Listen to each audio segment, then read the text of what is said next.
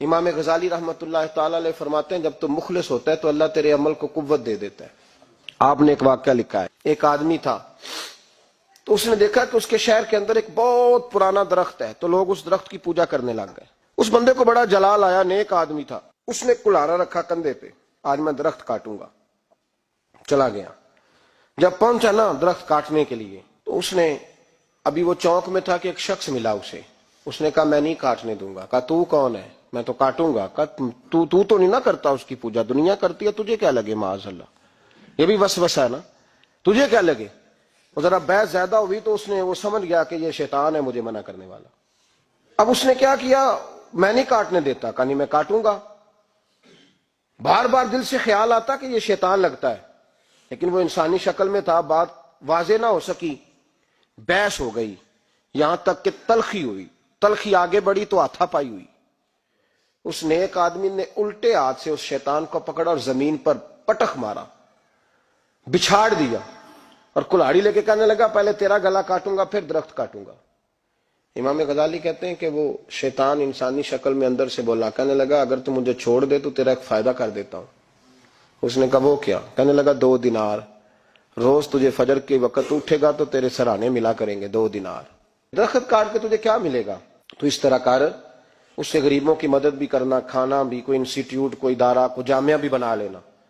ہمیں چھیڑ کے درخت کاٹ کے، یہ بہت سارے لوگوں پہ حکومتیں ایسا کرتی ہیں، یہ مشورے دیتے ہیں مولانا آپ حکومت کے مسئلے میں نہ آئیں، آپ فنڈ لیں، آپ فلانا کام کریں، ادارہ بڑا کریں، آپ کو کیا لگے؟ اور یہ بھی ایک ترتیب ہوتی ہے۔ آپ اور بہت سارے لوگ مشورہ دیتے ہیں جی ٹھیک ہے دین کا کام زیادہ ہوگا، ادارے زیادہ بڑھیں گے، بچے زیادہ پڑھیں گے، لیکن دین کا یہ مزاج یہ ہے کہ جو غلط بات کرے اسے روکا بھی جائے اور ٹوکا بھی جائے، اسے سمجھایا بھی جائے، یہ مزاج ہے دین۔ اس بندے کے اندر لالچ بیدار ہوگا، اس نے کہا بات تو ٹھیک ہے، اور پھر اندر نیا وسوسہ آیا کہ درخت کاٹ دوں گا تو بندے کل کسی اور کو پوجنے لگ جائیں گے، تو پیسوں کا فائدہ ہے، غریبوں کی مدد ہوگی، فلاں نیکی ہوگی، فلاں خیر ہوگا، فلاں ویلفیئر ایسوسی ایشن بن جائے گی۔ گھر جا کے واپس چلا گیا، چھوڑ دیا، درخت کاٹنے کا ارادہ ختم۔ واپس گیا نا گھر، رات کو سویا، سویرے اٹھا تو 2 دینار پڑے تھے، بڑا راضی ہوا، کچھ کھایا، کچھ کھلایا، کچھ رکھا، کچھ بانٹا۔ اگلے دن پھر اٹھا تو پھر 2 دینار پڑے تھے، کچھ کھایا، کچھ کھلایا، کچھ بانٹا، کچھ لوگوں میں تقسیم کیا۔ 5-6 دن تو پیسے آتے رہے، 7ویں دن اٹھا تو کوئی شے نہیں تھی، 8ویں دن پھر کوئی نہیں تھی، 9ویں دن پھر کوئی شے نہیں۔ اب پھر کلاڑا اٹھا لیا، میں درخت کاٹوں گا۔ پھر چوک میں گیا، پھر شیطان انسانی شکل میں، اب پھر گفتگو ہوئی، میں کاٹوں گا۔ اس نے کہا اب نہیں تو کاٹ سکتا، میں لڑوں گا۔ کہا تو اب لڑ بھی نہیں سکتا۔ اب جب گتھم گتھا ہوئے، ہاتھ پائی ہوئے، جھگڑا ہوا تو شیطان نے پکڑ کے نہ الٹے ہاتھ سے زمین پہ دے مارا، 2-3 تھپڑ اس شخص کے ہاتھ پہ دیے، کلاڑا چھین لے، چل دوڑ جا۔